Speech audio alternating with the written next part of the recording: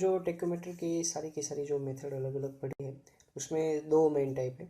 एक जो है वो स्टेडिया मेथड, जिसके अंदर दो सब टाइप है, fix hair method and movable hair method. और उसके अलावा जो मेथड्स है वो है टेंजेंटियल मेथड। मैंने ऐसी एक अलग से समरी बना के रखी है, जो मैं अभी स्क्रीन पे आपके साथ शेयर करूँगा। तो आप इसका स्क्रीनशॉट लेके आप अपने पास सेव रख सकते हैं, ताकि जब अगर आपको क्विक रेफरेंस चाहिए या फिर एग्ज़ाम के लिए प्रिपरेशन कर रहे हैं तो आपको ये नोट्स यूज़फुल होगी।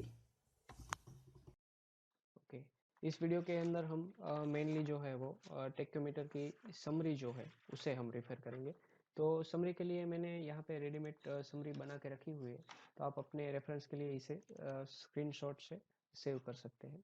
फॉर एग्जांपल ये पेज नंबर 1 है, तो आप इसका स्क्रीनशॉट ले सकते हैं।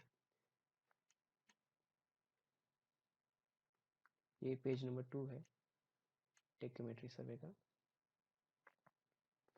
और जो ये है पेज नंबर 3। ओके, तो अब हम इस समरी को वन बाय वन मेथड से देखते हैं। ओके, अब यहाँ पे जो समरी दी गई हुई है टेक्योमीटर सर्वे की, तो इसे हम वन बाय वन पढ़ते हैं। तो सबसे पहले टेक्योमीटर के अंदर जो मेथड है, मेनली दो मेथड है। एक स्टेडिया मेथड एंड दूसरी है टेंजेंटियल मेथड। अब स्टेडिया मेथड के अंदर हम हेयर्स यूज करते हैं, तो उसके अंदर दो मेथड है, सब मेथड। वो है fix hair method and movable hair method. Fix hair method के अंदर जो अपर एंड लोअर हेयर होता है वो फिक्स होता है। मूवेबल हेयर के मेथड जो है उसके अंदर हम फ्लेक्सिबल होता है, यानी कि हम उसे अपनी ज़रूरियात के मुताबिक चेंज कर सकते हैं।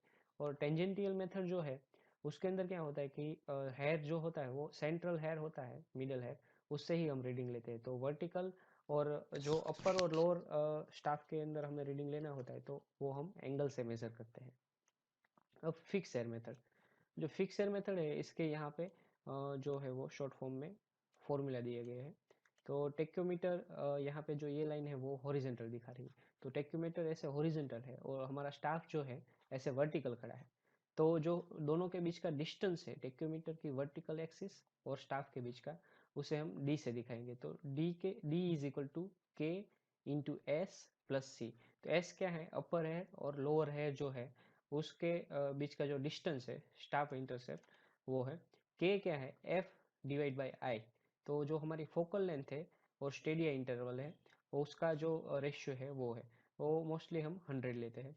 और जो सी है वो क्या है, वो फोकल डेप्थ प्लस जो distance between glass and vertical axis of tacheometer है वो मोस्टली 0 होता है। ओके, ये फर्स्ट कंडीशन है, टेक्योमीटर हमारा ओरिजेंटल है, स्टाफ वर्टिकल है। ओके, अब दूसरी कंडीशन क्या है, टेक्योमीटर जो हमारा है वो इंक्लाइन है, थोड़ा सा स्लोप में है, वर्टिकल एंगल है कोई, और जो हमारा स्टाफ है वो वर्टिकल ही है। तो उसके लिए हमारा डिस्टेंस का जो फॉर्मूला है, ओरिजेंटल डिस्टेंस, उसका फॉर्मूला है के s cos square theta plus c cos theta. Theta जो है वो हमारा टेक्योमीटर का जो वर्टिकल एंगल है वो होगा, और जो वर्टिकल डिस्टेंस का जो फॉर्मूला है वो है के S sine 2 theta divide by 2 plus C sine theta.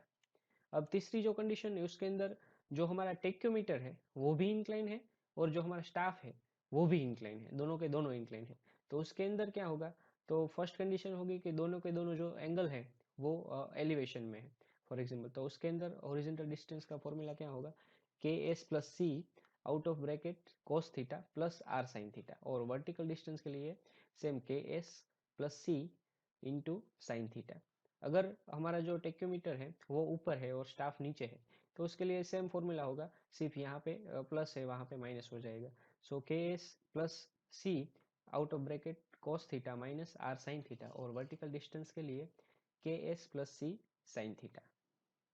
Okay, अब अगर हम मूवेबल हेयर में मेथड में देखें, तो उसके लिए जो हमने सब्सटेंस बार देखा था, मूवेबल हेयर के अंदर मेथड के अंदर क्या होता है कि जो स्टाफ इंटरवल है एस वो फिक्स होता है, वो हम सब्सटेंस बार यूज करते हैं, वर्टिकल या फिर हॉरिजॉन्टल सब्सटेंस बार।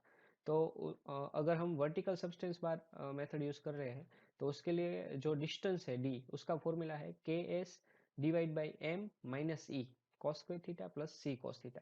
अब जो यहाँ पे एम है वो हम स्क्रू का जो रोटेशन करते हैं ताकि हम हेयर जो है अपर हेयर और लोअर हेयर उसे अप डाउन कर सके, तो उसका जो रिवोल्यूशन है, कितना रिवोल्यूशन है, वो हम एम से दिखाते हैं, और जो ई है वो हमारी इंडेक्स एरर है।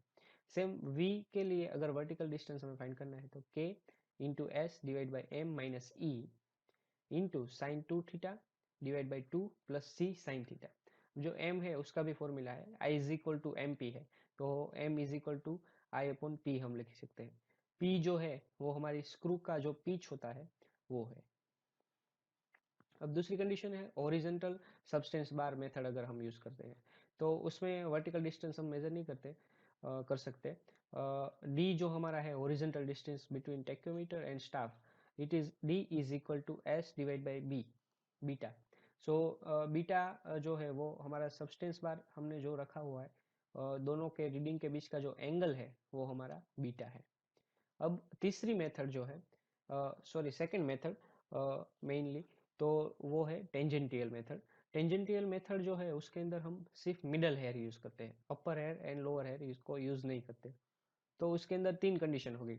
फॉर एग्जांपल हमारा टेक्योमीटर जो है वो नीचे है और स्टाफ ऊपर है, सो दोनों के दोनों जो एंगल है, फर्स्ट हमने यहाँ पे रीडिंग लिया, फिर थोड़ा सा टेक्योमीटर ऊपर की ओर घुमाया जो थोड़ा सा एंगल बनाएगा इसके साथ, फिर से रीडिंग लिया।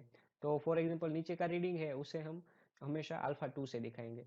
तो फॉर एग्जांपल नीचे का रीडिंग है वो हमने लिया तो उसे हम अल्फा 1 थीटा जो यहाँ पे एंगल होगा उसे अल्फा 2 दिखाएंगे, और जो ऊपर का रीडिंग है उसे अल्फा 1 दिखाएंगे। तो जो डिस्टेंस है दोनों के बीच का स्टाफ और जो हमारा टेक्योमीटर है, तो d is equal to S, जो यहाँ पे इंटरवल होगा दोनों के रीडिंग के बीच का, s divide by 10 alpha 1 minus 10 alpha 2।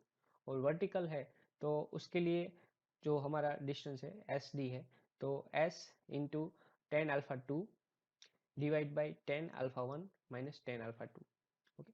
अब दूसरी कंडीशन जो है उसके अंदर क्या है, हमारा टेक्योमीटर ऊपर है और स्टाफ नीचे की ओर है, तो उसमें भी सेम है। जो नीचे मोस्ट लोअर पॉइंट है, उसको जो हम एंगल देते हैं वो अल्फा 2 होगा, तो नीचे वाला अल्फा 2 होगा और ऊपर वाला है वो अल्फा 1।